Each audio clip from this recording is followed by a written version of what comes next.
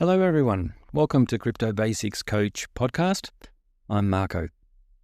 I'm here to help people navigate this topic so as to benefit from the opportunity this new technology provides and not get distracted or put off from the nonsense there is out there about crypto. Anything and everything presented and discussed, whether here or in our sessions, is of an educational nature and should never be taken as financial advice. Always do your due diligence and consult professionals before making any final decisions. Episode 6, Comfort Bubbles. Everyone has one. A great coach doesn't just relay information and instructions.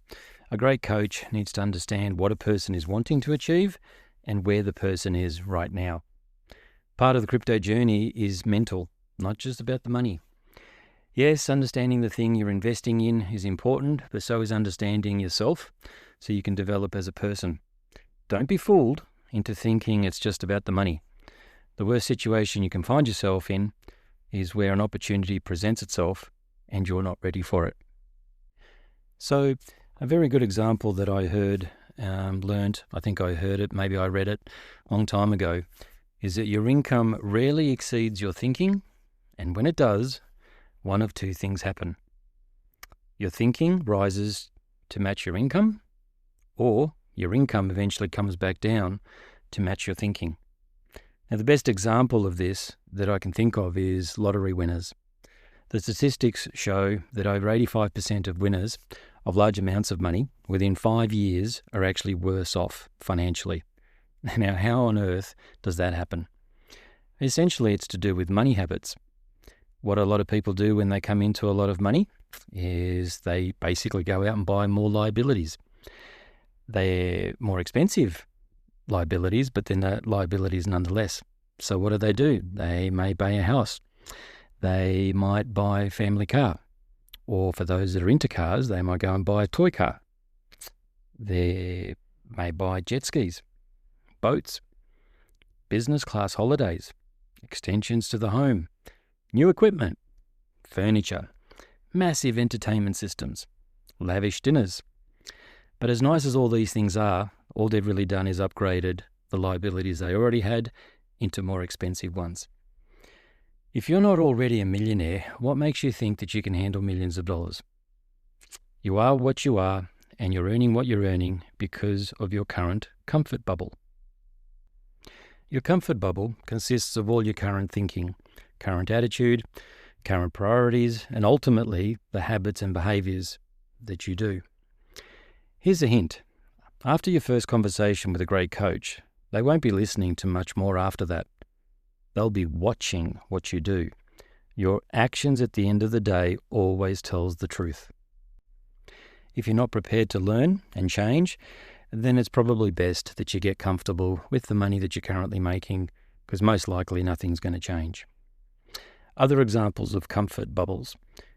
Let's take business owners, for example, whose business perhaps has reached a maximum size. They may be frustrated with the fact that it's not growing.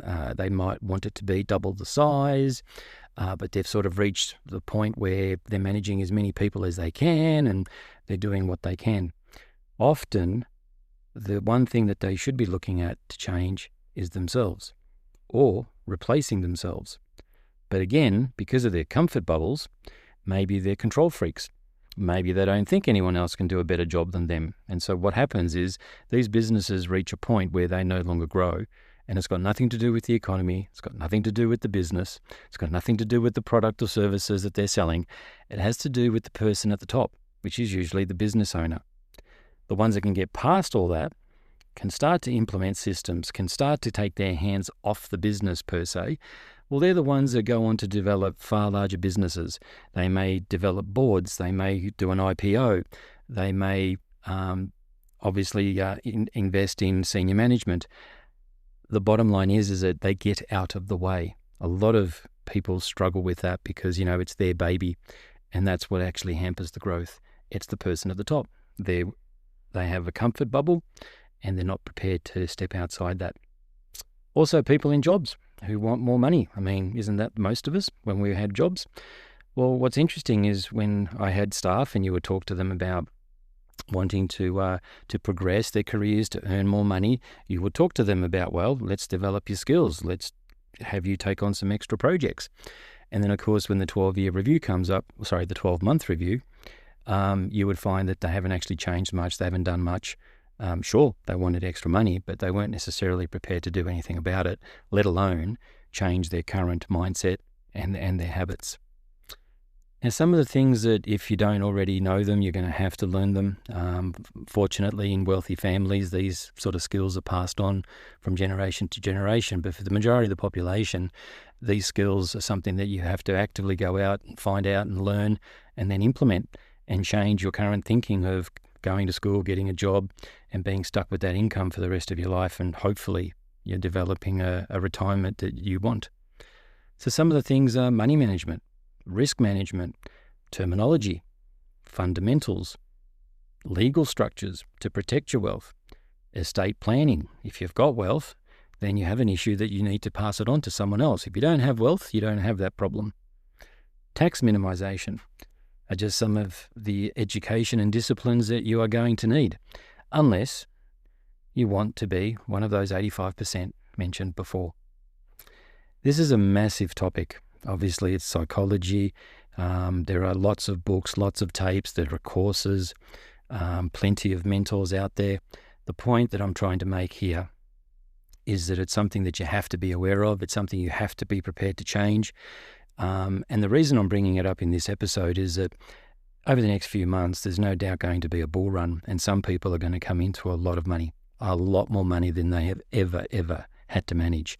And my biggest concern is that they're going to approach all that money with the same habits, the same mindset that has got them to this point, and they could potentially damage themselves. And I hope you're not one of them. So please recognize this. So in summarizing this up, here's a bit of an overview that I want you to remember and pay attention to. Your mentality ends up determining your priorities. Your priorities end up determining your habits and your behaviors.